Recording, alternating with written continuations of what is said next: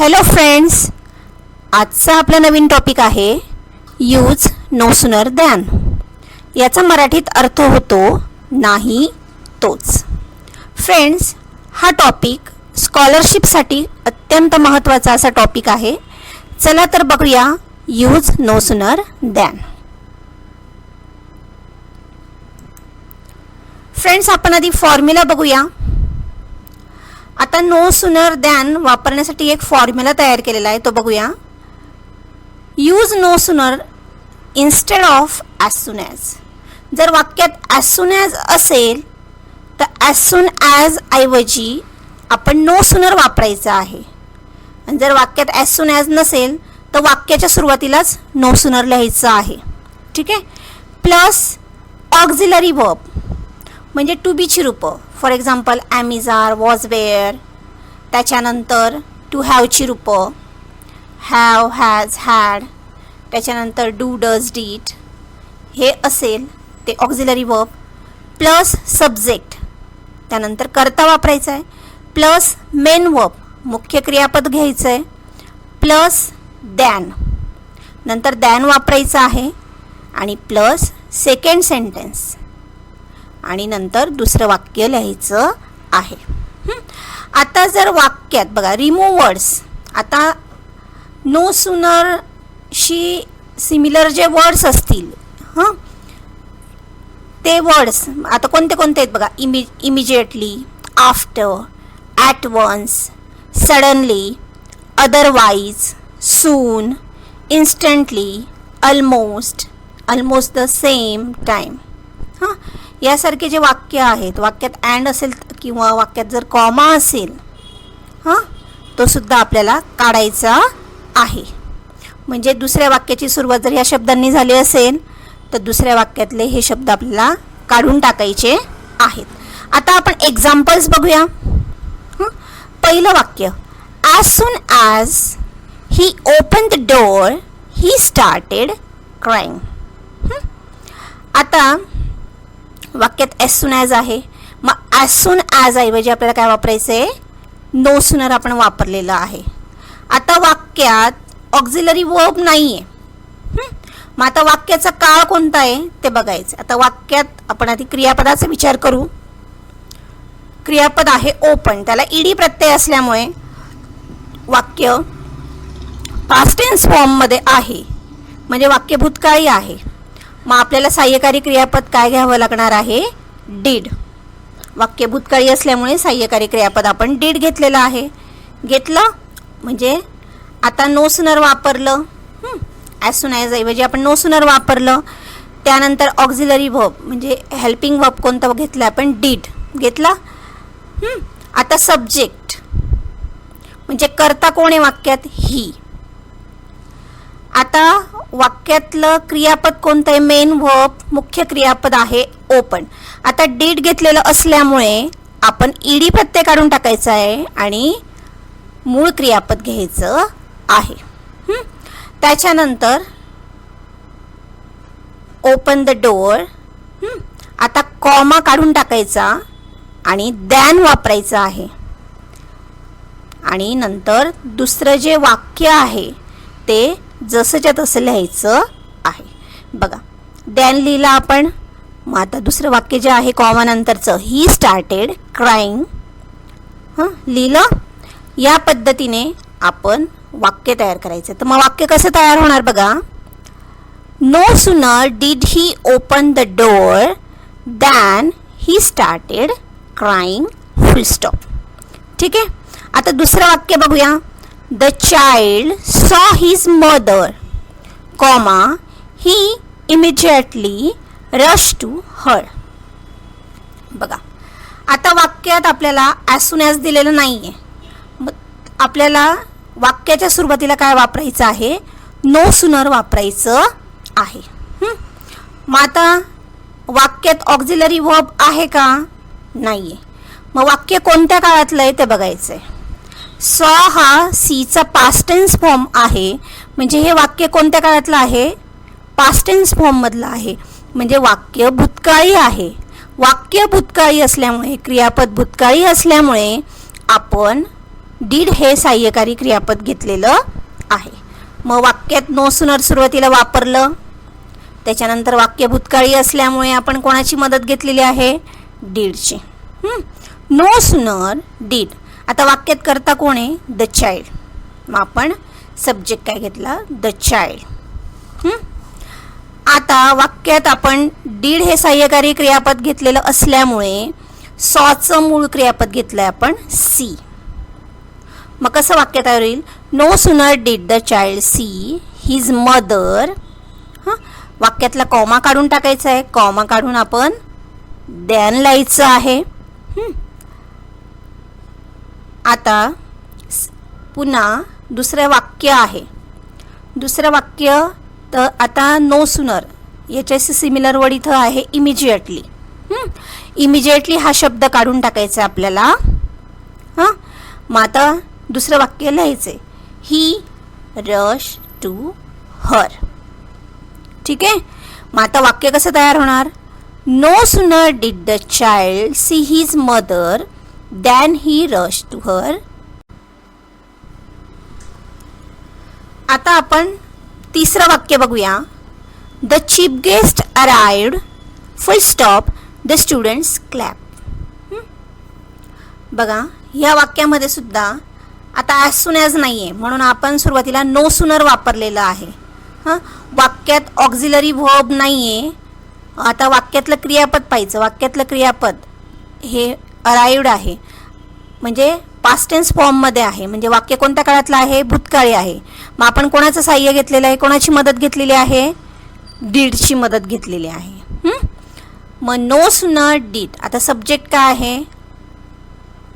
The chief guest arrive. Did घेतलेला असल्यामुळे आपण ईडी प्रत्यय काढलेला आहे आणि मूळ क्रियापद अराइव्ह घेतलेला आहे. No sooner did the chief guest arrive full stop काढून टाकायचा. Than the students clap. ठीक आहे. पुढचं वाक्य बघूया आपण. चौथं. As soon as the sun sets the stars begin to shine. आता ह्या वाक्यामध्ये ॲज सून ॲज ऐवजी आपण काय वापरलं? नो सुनर घेतलेला आहे. आता वाक्यात ऑक्झिलरी वर्ब नाही आहे. टू बीची रूपं नाही आहे. टू हॅवचं रूप नाही आहे. मग आपण आता वाक्य बघायचं. आता वाक्य कोणत्या काळातलं आहे? वाक्य हे सिम्पल प्रेझेंट टेन्सचं आहे. वाक्यात क्रियापदाला एस प्रत्यय लागलेला असल्यामुळे आपण कोणाचं साह्य घेतलेलं आहे? डजचं साह्य घेतलेलं आहे. ठीक आहे. मग आपण डज घेतला. No sooner does. आता वाक्यात सब्जेक्ट कोण आहे? द सन. मग द सन घेतलेला आहे आणि वाक्यात आपण डज घेतलेला असल्यामुळे क्रियापदाचं मूळ रूप घेतलं म्हणजे सेट्सचा एस प्रत्यय काढलेला आहे. मूळ क्रियापद आपण सेट घेतलेला आहे. मग no sooner does the sun set comma काढून टाकायचा. त्यानंतर दॅन घ्यायचं आहे. दॅनने वाक्य जोडायचं आहे. दॅन आणि सेकंड वाक्य जसे तसे लिहायचं आहे. Than the stars begin to shine full stop. ठीक आहे. मग वाक्य कसं तयार होणार? No sooner does the sun set than the stars begin to shine. आता पाचवं वाक्य बघूया. As soon as the work is done comma I shall give the cheque. बघा आता ॲज सून ॲज ऐवजी आपण नो सुनर घ्यायचं आहे. आता वाक्यात बघून घ्यायचं ऑक्झिलरी वर्ब आहे का? आहे. ऑक्झिलरी वर्ब कोणतं आहे? इज.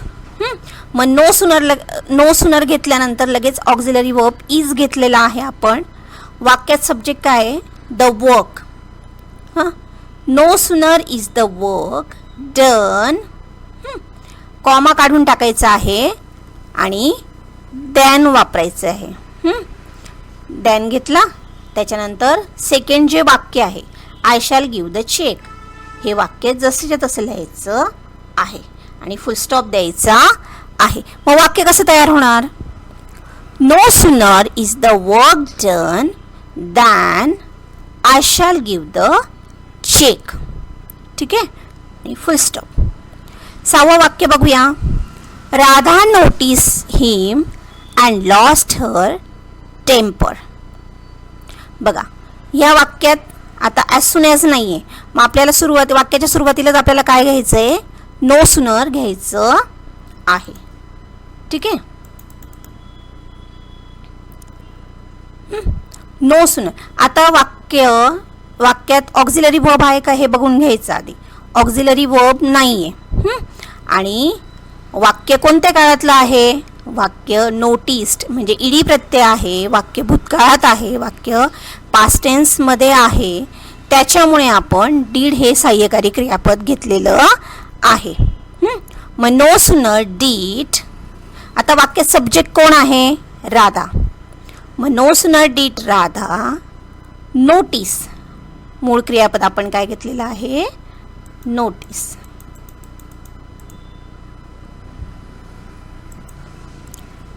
ठीक आहे, नोटीस हिम. अँड काढून टाकायचं आहे. अँड न घेता आपल्याला दॅन जॉईन करायचं आहे. मग दॅन घेतला, she lost her temper full stop. मग वाक्य कसं तयार होणार, no sooner did Radha notice him than she lost her temper full stop. 7वं वाक्य बघूया. As soon as she enters comma the student stand up. आता ह्या वाक्यामध्ये ऑक्झिलरी वर्ब आहे का आधी ते पाहून घ्यायचे. ऑक्झिलरी वर्ब नाही आहे. आता वाक्य कोणत्या काळातलं आहे, शी एंटर्स. वाक्यात सब्जेक्ट शी आहे, थर्ड पर्सन सिंग्युलर आहे, तृतीय पुरुषी एकवचनी करता आहे, म्हणजे ती एकच व्यक्ती आहे, म्हणून क्रियापदाला एस प्रत्यय लागलेला आहे. बरोबर. आता बघा क्रियापदाला एस प्रत्यय लागलेला असल्यामुळे वाक्य सिंपल प्रेझेंट टेन्समध्ये असल्यामुळे आपण कोणाला मदतीला बोलवलेलं आहे, डज हे सहाय्यकारी क्रियापद आपण घेतलेलं आहे. ठीक आहे. आता सब्जेक्ट काय आहे, she. No sooner does she enter. Does घेतलेला असल्यामुळे आपण एंटर्सचं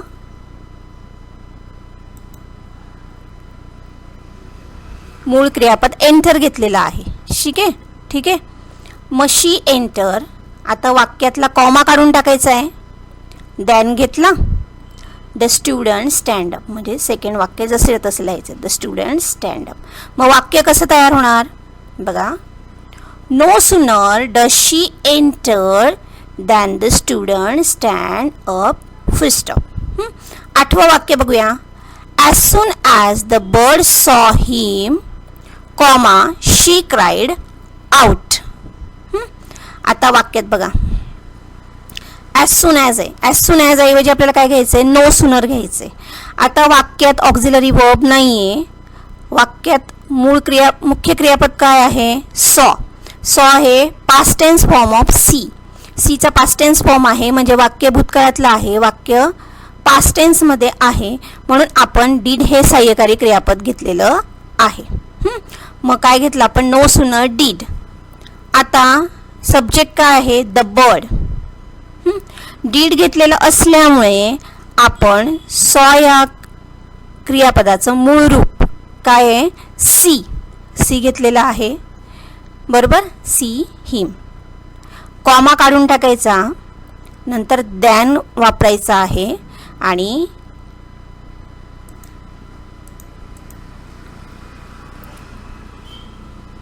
सेकंड जे वाक्य आहे, शी क्राईड आउट, हे वाक्य जसे तसं लिहायचं आहे.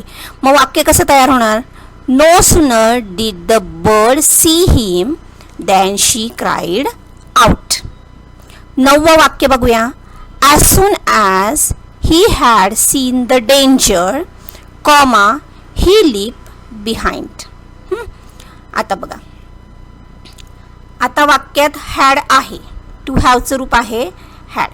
मग त्याच्यामुळे बघा ॲज सून ॲज ऐवजी आपण नो सूनर घेतलेला आहे. बरोबर, नो सूनर हॅड घेतला.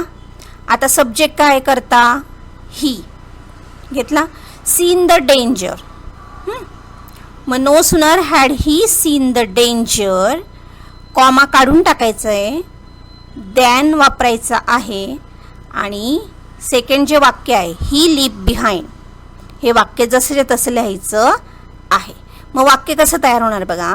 No sooner had he seen the danger than he leave behind, full stop. ठीक. आता आपण पुढचं वाक्य बघूया. Milk is heated comma some of the water in the milk evaporates. आता ह्या वाक्यामध्ये ॲज सून ॲज नाही आहे. मग आपल्याला सुरुवातीला, वाक्याच्या सुरुवातीला नो सुनर वापरायचं आहे. मग आपण नो सुनर घेतलं. आता वाक्यामध्ये इज हे ऑक्झिलरी वर्ब आहे. मग नो सुनर इज. आता वाक्यातला सब्जेक्ट कोण आहे? Milk. No sooner is milk heated, comma काढून टाकायचं आहे आणि दुसरं वाक्य कशाने जोडायचं आपल्याला? दॅनने जोडायचं. म्हणजे मग दॅन वापरायचा आणि जे दुसरं वाक्य आहे some of the water in the milk evaporates, full stop. हे वाक्य जसे तसं लिहायचं आहे. मग वाक्य कसं तयार होणार? No sooner is milk heated than some of the water in the milk evaporates. Friends, या पद्धतीने आपण यूज नो सुनर दॅन हा टॉपिक इथे संपवलेला आहे आणि खूप सोपा टॉपिक आहे, अतिशय महत्त्वाचा टॉपिक आहे. फ्रेंड्स, प्रॅक्टिस करा. मी तुम्हाला इथे काही एक्झाम्पल्स दिलेले आहेत सोडायला. हे मी तुम्हाला खात्रीने सांगते की हे तुम्हाला सोडवता येतीलच. पुन्हा भेटूया आपण नवीन टॉपिकसह नवीन व्हिडिओमध्ये. तोपर्यंत बाय.